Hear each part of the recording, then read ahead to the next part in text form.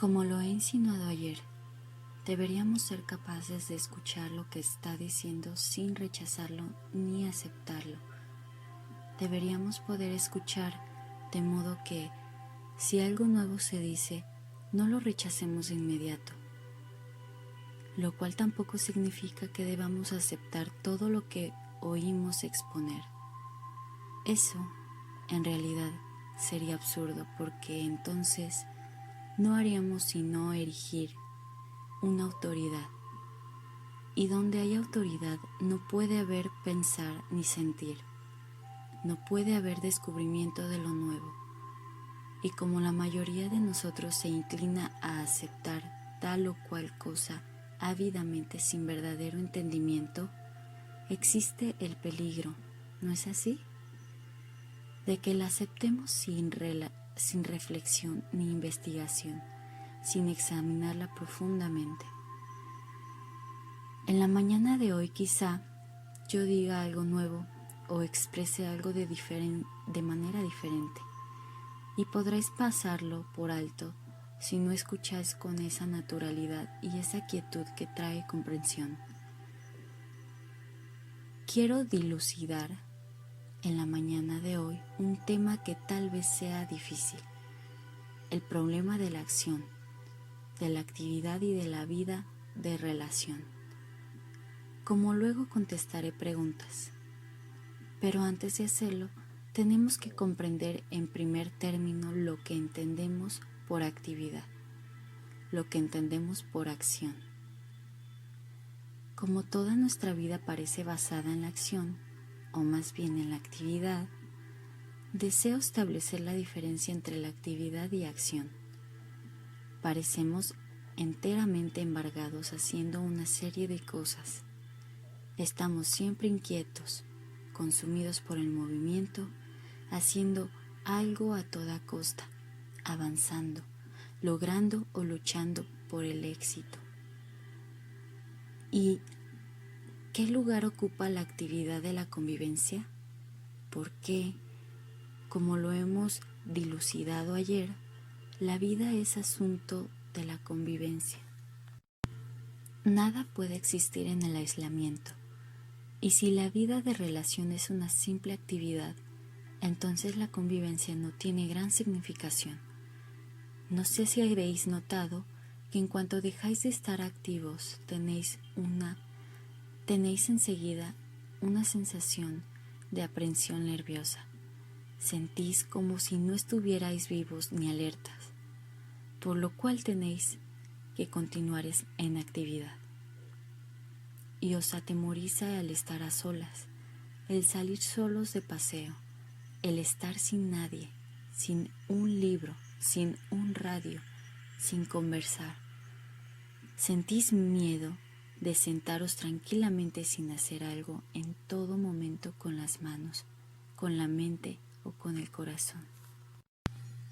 De suerte que, para comprender la actividad, tenemos ciertamente que entender la vida de relación, ¿no es así? Si consideramos la convivencia como una distracción, como una huida de algo, entonces la convivencia es simplemente una actividad. Y nuestra vida de relación no es en su mayor parte una distracción y por consiguiente tan solo una serie de actividades involucradas en la convivencia. Como lo he dicho, la convivencia solo tiene verdadera significación cuando es un proceso de autodescubrimiento, cuando es el revelarse a uno mismo en la acción misma de convivir. Pero casi ninguno de nosotros quiere ser puesto al descubrimiento en la convivencia.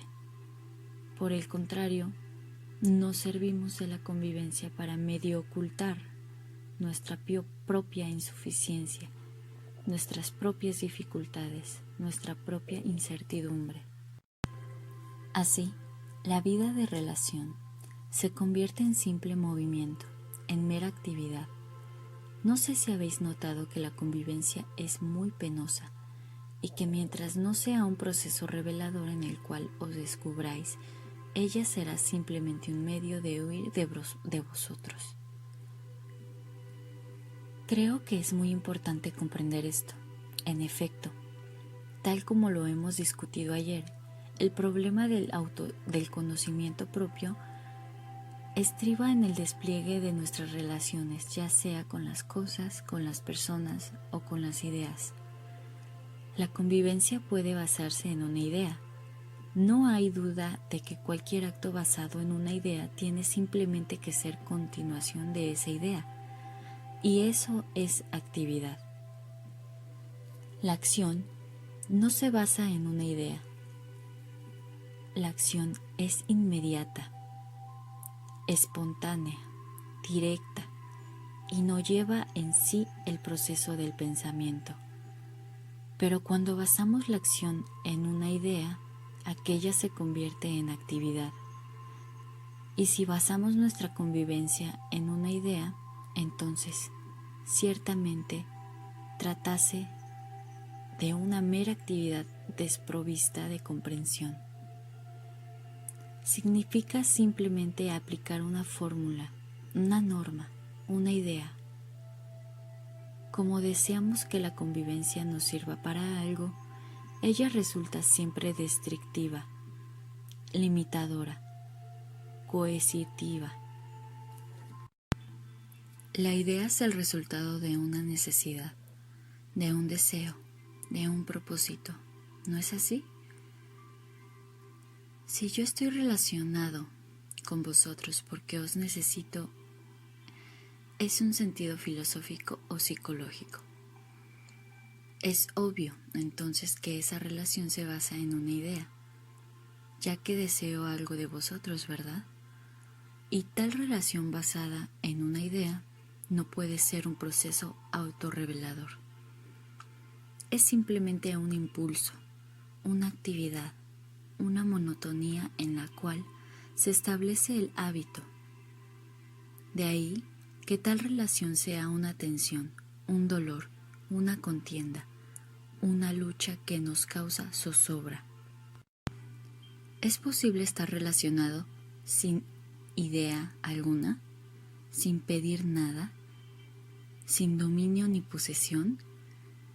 ¿Es posible la comunión de unos con otros, la cual significa convivencia real en los distintos niveles de la conciencia, si nos relacionamos por medio de un deseo, de una necesidad física o psicológicas? ¿Y puede haber convivencia sin esas causas condicionantes que surgen del deseo? Como ya lo he dicho, este es un problema sumamente difícil. Hay que examinarlo muy profundamente y serenamente. No es cuestión de aceptar o rechazar. Sabemos lo que en nuestra interrelación en el presente, competencia, luchar, dolor o simplemente hábito. Si podemos entender de un modo pleno, completo, la relación con una persona, entonces tal vez habrá una posibilidad de comprender la relación con muchos, esto es, con la sociedad. Si yo no entiendo mis relaciones con un individuo, ciertamente no comprenderé mis relaciones con el todo, con la sociedad, con los demás. Y si mi relación con uno se basa en una necesidad, en una satisfacción, mi relación con la sociedad será la misma. De ello, por consiguiente, tiene que surgir disputas con uno y con los demás. ¿Y es posible vivir con uno o con muchos sin pedir nada? Ese es, por cierto, ese es el problema, ¿verdad? No solo entre vosotros y yo, sino entre la sociedad y yo. Y para comprender este problema, para investigarlo profundamente, tenéis que ahondar la cuestión del conocimiento propio. Porque es obvio que sin conoceros tal cual sois, sin saber exactamente lo que es, no podéis tener las debidas relaciones con los demás. No importa lo que hagáis, evadiros, rezar, leer, ir al cine, sintonizar la radio, mientras no os entendáis a vosotros mismos, vuestra convivencia no podrá ser verdadera. De ahí las disputas, la batalla, el antagonismo, la confusión que hay no solo en vosotros, sino también fuera de vosotros y en torno nuestro. No puede haber conocimiento propio mientras utilicemos la convivencia como simple medio de satisfacción de escape, como distracción, que es mera actividad. Pero el conocimiento propio se comprende, se pone al descubierto y su proceso se revela mediante la vida de relación. Esto es, si estáis dispuestos a ahondar el problema de la convivencia y exponeros ante ella. Porque, después de todo, sin relaciones no podéis vivir. Queremos, sin embargo, valernos de esa convivencia para sentirnos cómodos, satisfechos, para hacer algo. Es decir, nos servimos de la convivencia basada en una idea, lo que significa que la mente desempeña el papel importante en la convivencia. Y como la mente está siempre ocupada en protegerse en sí misma, en permanecer siempre dentro de lo conocido, ella rebaja toda relación al nivel del hábito o de la seguridad y, por lo tanto, la convivencia se convierte en mera actividad. Vemos así que la vida de relación puede ser, si le damos pie, un proceso autorrevelación. Mas como no dejamos que sea así, ella se convierte simplemente en una actividad que nos satisface. Mientras la mente se sirva de la convivencia tan solo para su propia seguridad, esa interrelación tendrá forzosamente que engendrar confusión y antagonismo. ¿Y es posible convivir sin la idea de exigencia, de necesidad, de satisfacción? En otras palabras, ¿es posible amar sin que intervenga la mente? Amamos con la mente, nuestro corazón está lleno con las cosas de la mente, pero, sin duda alguna, las elaboraciones de la mente no pueden ser amor. No podéis pensar en el amor, podéis pensar en la persona a quien amáis, pero ese pensamiento no es amor, y así, gradualmente el pensamiento va ocupando el lugar del amor. Cuando la mente llega a ser suprema, lo único importante es obvio que entonces no pueda haber afecto. Ese es, por cierto, nuestro problema, ¿verdad? Hemos llenado nuestro corazón con las cosas de la mente, y las cosas de la mente son esencialmente ideas, lo que debe ser y lo que no debe ser. ¿La convivencia puede basarse en una idea? Y si lo puede, ¿no es ella una actividad que se encierra en sí misma y por lo tanto no resulta inevitable que haya disputas, lucha y miseria? Pero si la mente no interviene, ella no levanta una barrera, ni se disciplina, ni se reprime, ni se sublima a sí misma. Esto resulta en extremo difícil porque no es mediante la determinación, la práctica o la disciplina que la mente puede dejar de intervenir. No solo dejará de intervenir cuando haya plena comprensión de su propio proceso. Solo entonces es posible que existan las debidas relaciones con uno y con muchos, relaciones libres de contienda y de discordia. Pregunta: de todo lo que usted ha dicho, ¿sacó la conclusión definida de que la erudición y el saber son impedimentos? ¿A qué es lo que obstan? Krishnamurti: evidentemente, el saber y la erudición son impedimentos para la comprensión de lo nuevo, de lo atemporal, de lo eterno. Es indudable que el desarrollo de una técnica perfecta no os hace creadores. Puede que sepáis pintar maravillosamente, que poseéis la técnica, mas no es seguro que seáis creadores en materia de pintura. Tal vez sepáis escribir poemas técnicamente perfectos, pero es posible que no seáis poetas. Ser poeta significa, ¿no es así? Tener capacidad para recibir lo nuevo, ser lo bastante sensible para responder a algo nuevo, a la lozanía de lo nuevo. Pero en la mayoría de nosotros el saber o la erudición se ha convertido en afición y creemos que por el hecho de saber seremos creadores. Una mente que está repleta, ahogada en los hechos, en conocimientos, ¿será capaz de recibir algo nuevo, súbito, espontáneo? Si vuestra mente está atestada de lo conocido, ¿queda en ella espacio alguno para recibir algo que sea de lo desconocido? Sin duda, el saber es siempre de lo conocido, y con lo conocido tratamos de comprender lo desconocido, algo que es inconmensurable. Tomad, por ejemplo, una cosa muy corriente que nos sucede a la mayoría de nosotros, aquellos que son religiosos, sea cual fuere por el momento el significado de esa palabra, tratan de imaginarse lo que es Dios o de pensar en lo que es Dios. Han leído innumerables libros, han leído acerca de las experiencias de los diversos santos, de los maestros, mahatmas y todo lo demás, y procuran imaginarse o sentir lo que es esa experiencia ajena. En otras palabras, por lo conocido tratáis de abordar lo desconocido. ¿Podéis hacerlo? ¿Podéis pensar en algo que no sea conocible? Solo podéis pensar en algo que conocéis.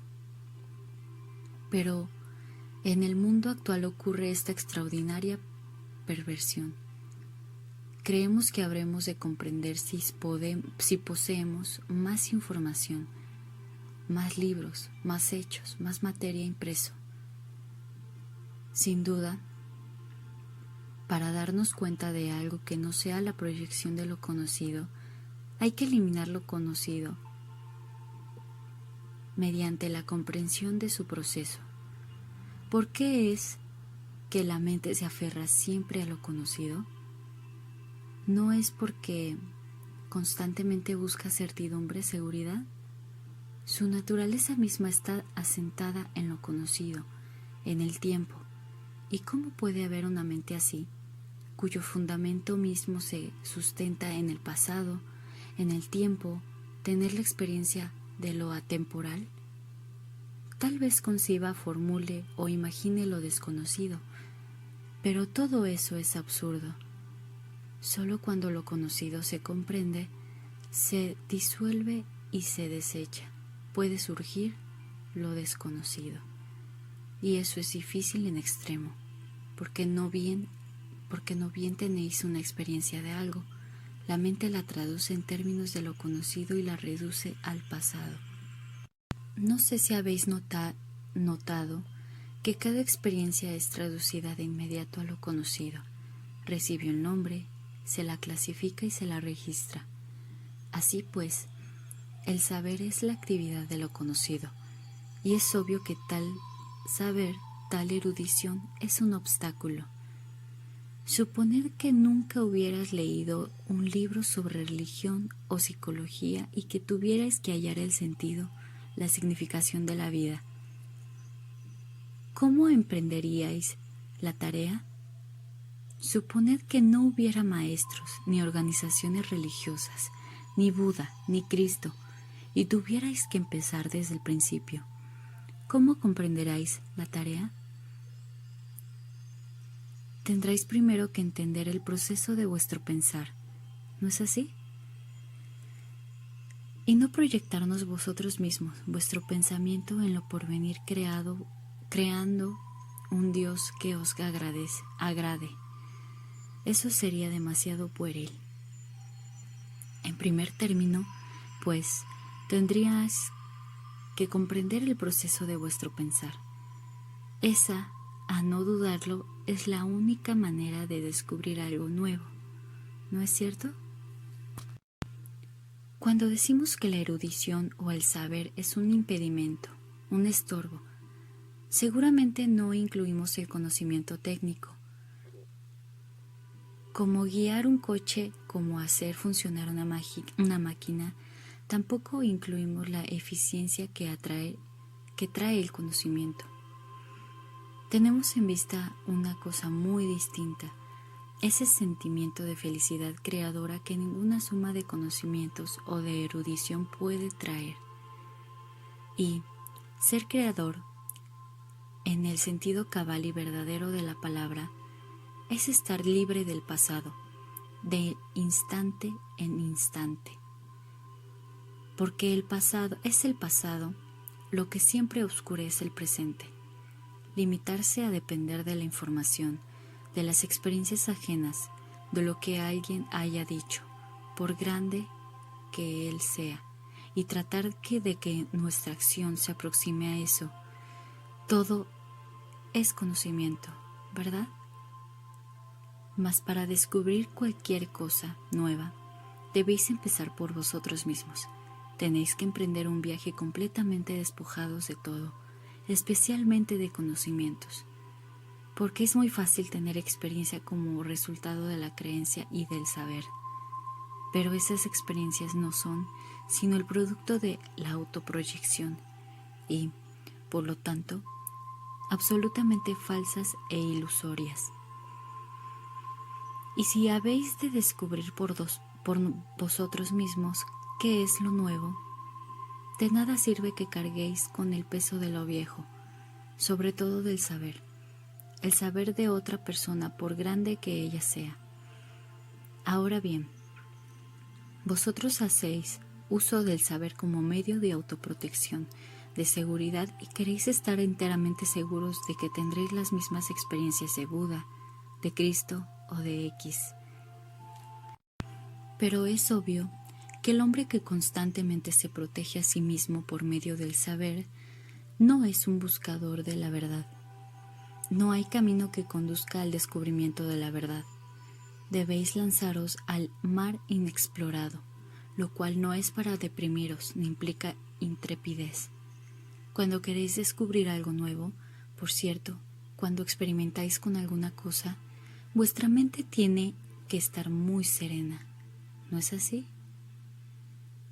Pero si vuestra mente está abarrotada, llena de hechos y conocimientos, estos actúan como un estorbo para lo nuevo, y la dificultad para la mayoría de nosotros estriba en que la mente ha llegado a ser tan importante, de tan predominante significación, que ella obsta de continuo a todo lo que pueda ser nuevo, a todo lo que pueda existir, simultáneamente conocido. Así pues, el saber y la erudición son obstáculos para los que quisieran buscar, para los que quisieran tratar de comprender lo atemporal. Pregunta. Deduzco de sus diversas pláticas que el pensamiento debe cesar antes de que pueda surgir el entendimiento. ¿Qué pensamiento es el que debe terminar? ¿Qué entiende usted por pensar y por pensamiento? Krishnamurti. Espero que todo esto os interese. Después de todo, debería interesaros, pues eso es lo que estéis haciendo. Ya que el único instrumento que poseemos es la mente, el pensamiento. ¿Y qué entendemos por pensar? ¿Qué entendemos por pensamiento? ¿Cómo surge este? ¿Cuál es su función? Vamos pues a investigarlo juntos. Aunque sea yo el que conteste, os ruego que penséis en ello también vosotros. Reflexionemos juntos al respecto. ¿Qué es pensamiento? El pensamiento sin duda es el resultado del pasado del ayer y de muchos ayeres. No seréis capaces de pensar si no hubiera ayeres. El pensamiento es, pues, el resultado de las reacciones condicionadas, establecidas en la mente como pasado. La mente es el resultado del pasado, es decir, el pensar es la respuesta de la memoria. Si no tuvieseis memoria, no habría pensamiento. Si no tuvieras ningún recuerdo del camino que lleva a vuestra casa, no podrías llegar a ella. Así pues, El pensar es la respuesta de la memoria. La memoria es un proceso, un residuo de experiencias, sean estas inmediatas o del pasado. El contacto, la sensación, el deseo, crean la experiencia. Es decir, es el contacto, la sensación, el deseo, esa experiencia dejan un residuo que llamamos memoria, ya sea agradable o desagradable, provechosa o no. De ese residuo surge una respuesta que nosotros llamamos pensar, condicionada por diferentes influencias ambientales y así sucesivamente. En otros términos, la mente no solo las capas superiores de la conciencia, sino el proceso completo. Es el residuo del pasado. Después de todo, vosotros y yo ya somos productos del pasado. Todo nuestro proceso consiste en consciente de vivir, de pensar y de sentir tiene sus cimientos en el pasado. Y la mayoría de nosotros vive en las capas superiores de la conciencia, en la mente superficial. Es ahí donde estamos activos, que se nos plantean los problemas, los innumerables conflictos y los asuntos del diario vivir. Y con todo ello nos sentimos satisfechos. Mas lo que está en la superficie, lo poco que ahí se manifiesta, no es por cierto el contenido total de la conciencia. Para entender todo el contenido de la conciencia, la mente superficial debe estar serena. Así sean unos pocos segundos, unos cuantos minutos. Entonces, ¿no es así? Resulta posible recibir aquello que es lo desconocido. Ahora bien, si el pensamiento es solamente la respuesta del pasado, entonces el proceso del pensamiento debe cesar para que surja algo nuevo, ¿no es cierto? Si el pensamiento es el resultado del tiempo, y lo es, entonces para recibir las insinuaciones de lo atemporal, de algo que desconocéis, el proceso del pensamiento debe cesar, ¿no es así? Para recibir algo nuevo, lo viejo debe cesar. Si tenéis un cuadro moderno y no lo entendéis, inútil será que os alleguéis a él con vuestra educación clásica, de la que habréis de prescindir, por lo menos de momento, para entender lo nuevo. De la misma manera, si habéis de comprender aquello que es nuevo, lo atemporal, entonces la mente, que es el instrumento del pensamiento, el residuo del pasado, debe cesar. El proceso de terminar con el pensamiento, aunque esto parezca en cierto modo extravagante, no es asunto de disciplina, ni de eso que se llama meditación. Ya discutiremos en las próximas semanas lo que es la verdadera meditación y otras cosas no más. Podemos ver, empero, que todo lo que la mente haga para poner fin a sí misma continúa siendo un proceso de pensamiento. De suerte que este problema en realidad es sumamente sutil y difícil de profundizar, porque no puede haber felicidad, no puede haber dicha ni bienaventuranza, a no ser que haya renovación creadora. Esta renovación creadora no puede producirse si la mente se proyecta de continuo en el futuro, en la mañana, en el próximo segundo. Y como la mente no cesa de hacer tal cosa, no somos creadores. Podemos procrear hijos, mas no somos interiormente creadores ni tenemos ese extraordinario sentido de renovación en el cual hay constante novedad y lozanía, en el cual hay ausencia total de la mente. Ese sentido de creatividad no puede surgir si la mente se proyecta de continuo en el futuro, en el mañana. Por eso, es importante comprender todo el proceso del pensamiento. Si no comprendéis el proceso del pensamiento, todas sus sutilezas, sus variables, su profundidad, no podéis llegar a lo otro. Podréis hablar de ello, pero tenéis que dejar de pensar porque os parezca una locura. Para lograr esa renovación, esa lozanía, esa extraordinaria sensación de ser, lo otro, la mente debe entenderse a sí misma, y por eso es importante que tengamos más profunda y amplia percepción del conocimiento propio. Pregunta. Estoy de acuerdo con usted, en el que el saber no ha traído felicidad. He tratado de ser receptivo, de ser intuitivo, con un vivo interés por captar insinuaciones del fuero íntimo. ¿Estoy bien orientado? Krishnamurti. Para comprender esta cuestión, debemos comprender lo que entendemos por conciencia. Por eso que llamáis intuición puede ser la proyección de vuestro propio deseo. Hay mucha gente que afirma, yo creo en la reencarnación. Siento que es así. Mi intuición me lo dice. Tratase evidentemente de su deseo de continuidad, de perpetuarse a sí mismo. Como le tiene tanto miedo a la muerte, desea estar seguros de que hay una próxima vida, otra oportunidad, etc. Por lo tanto, intuitivamente ellos sienten que eso es lo correcto. Para comprender, pues esta cuestión debemos comprender qué es lo que significa para vosotros la palabra íntimo y externo. Es posible recibir intimaciones de lo que está en el fuero íntimo cuando buscáis continuamente un fin, cuando queréis llegar, cuando deseáis cultivar algo, cuando queréis ser felices. Sin duda alguna, para recibir insinuaciones de lo íntimo, la mente superficial, ha de estar libre en absoluto de todo enredo y prejuicio, libre de todo deseo, de todo nacionalismo. De otra manera, vuestras intimaciones os convertirán en nacionalistas extremos, en un terror para el resto del mundo. Se trata, pues, de saber cómo es posible recibir la intimación de lo desconocido sin torcerla, sin traducirla a nuestro tipo de pensamiento condicionado. Para comprender esto, debemos dilucidar el problema de lo que es la conciencia. ¿Qué entendemos por conciencia?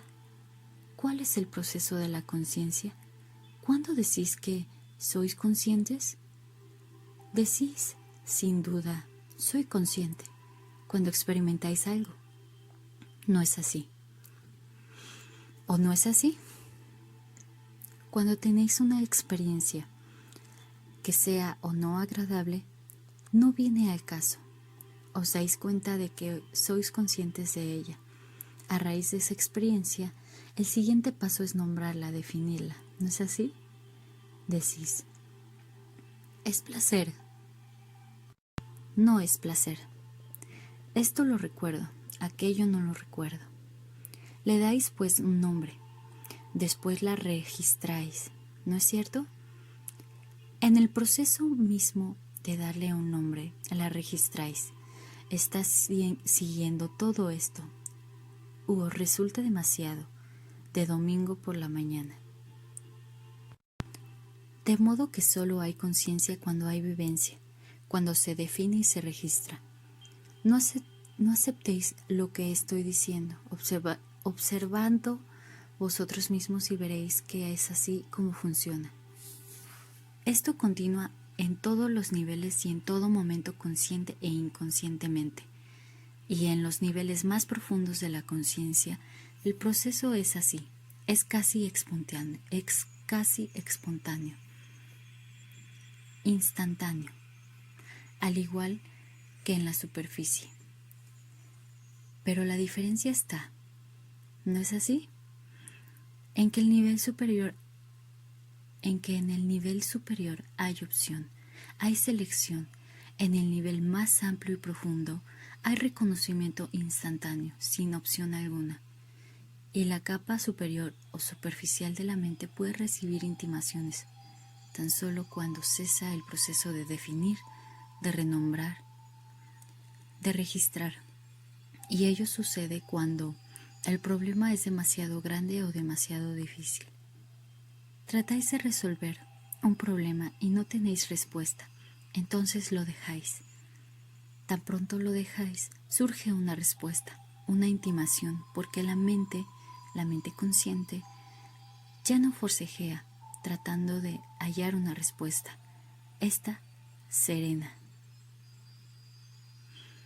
El propio agotamiento es un proceso de quietud y por lo tanto la mente es capaz de recibir la intimación, por la cual llamada intuición, que tiene la mayoría de la gente.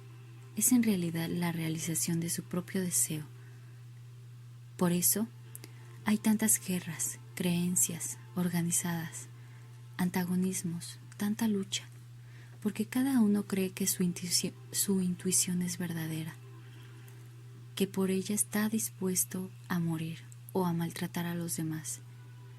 Temo que la persona que cree obedecer a la intuición haya errado el camino.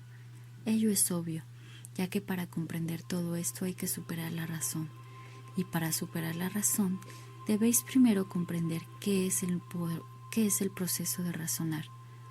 No podéis ir más allá de algo que no conocéis. Para ir más allá debéis saber qué es. Debéis comprender el significado total de la razón, cómo se razona, cómo se ahonda. No podéis saltar más allá de ella. Esto no significa que hayáis de poseer un cerebro muy perspicaz, que debáis ser grandes estudiosos, gente erudita, para abrirse a lo que hace falta: honestidad de pensar, claridad, deseo de ser receptivo, no temer el sufrimiento. Entonces, no existe barrera entre lo íntimo y lo externo. Lo íntimo es lo externo y lo externo es lo íntimo. Para que se produzca, empero, esa integración, ha de haber comprensión de proceso de la mente. Pregunta: explique claramente, por favor, ¿qué papel desempeña la memoria en nuestra vida? Parece que usted establece una distinción entre dos formas de memoria. ¿No existe en realidad tan solo la memoria, que es nuestro único medio de conciencia, y aquello que nos toma conscientes del tiempo y del espacio? ¿Podemos hacer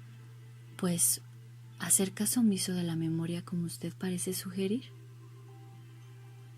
Krishnamurti: investiguemos el asunto de nuevo. Olvidemos lo que ya se ha dicho y procuremos averiguar qué es lo que queremos decir.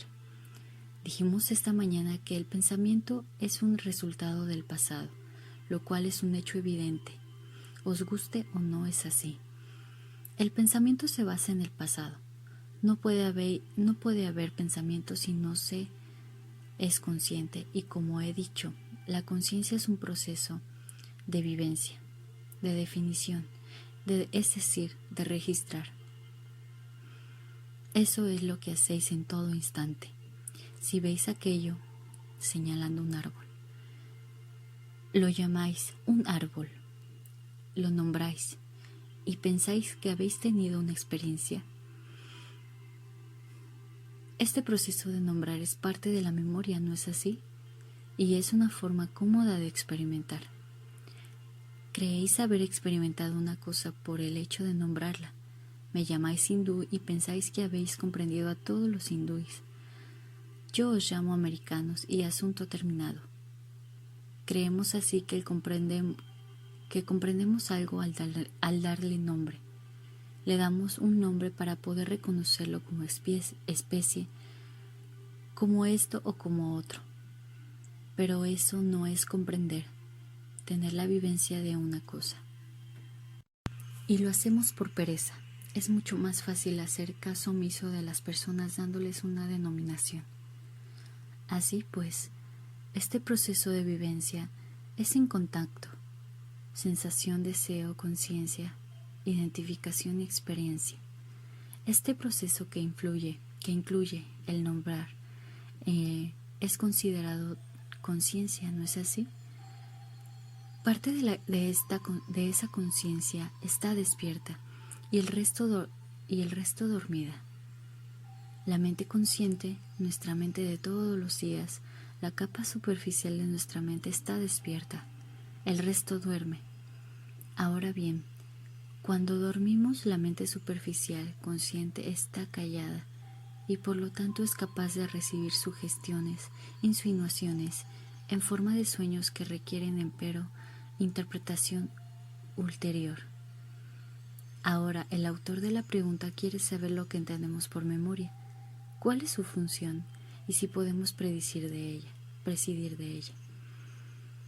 De modo que en realidad la pregunta es esta: ¿cuál es la función del pensamiento?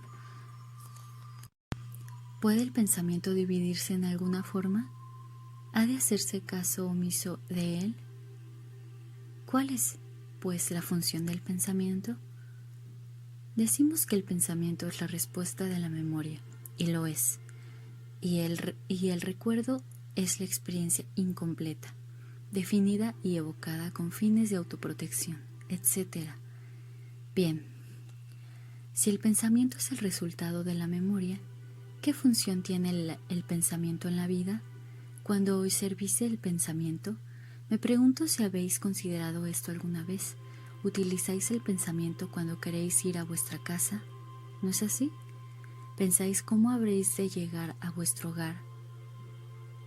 Esta es una clase de pensamiento, cuando funciona vuestro pensamiento, cuando os protegéis a vosotros mismos, ¿verdad?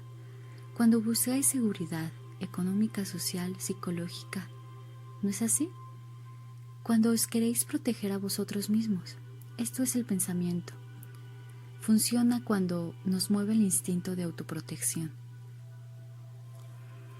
Cuando sois bondadosos con otra persona, ¿es eso un proceso de pensamiento? Cuando amáis a alguien, ¿eso es un proceso de pensamiento? Cuando amáis a alguien y utilizas ese amor como medio de enriquecimiento propio, entonces evidentemente eso es un proceso de pensamiento. Ya no se trata de amor así, pues el proceso de pensamiento surge cuando hay temor, cuando existe el deseo de poseer, cuando hay conflicto. En otras palabras, el proceso de pensamiento nace cuando el ego, el yo, adquiere importancia. ¿No es cierto? Porque, después de todo, es conmigo que el pensamiento tiene que ver. Cuando el yo, el ego, predomina, el proceso del pensamiento empieza como autoprotección. No siendo así, no pensáis, no os dais cuenta del proceso de vuestro pensamiento, ¿verdad? Es solo cuando hay conflicto que os dais cuenta del proceso del pensamiento, ya sea para proteger o descartar, para acertar, aceptar o negar. Ahora bien, el autor de la pregunta quiere saber qué papel desempeña la memoria en nuestra vida.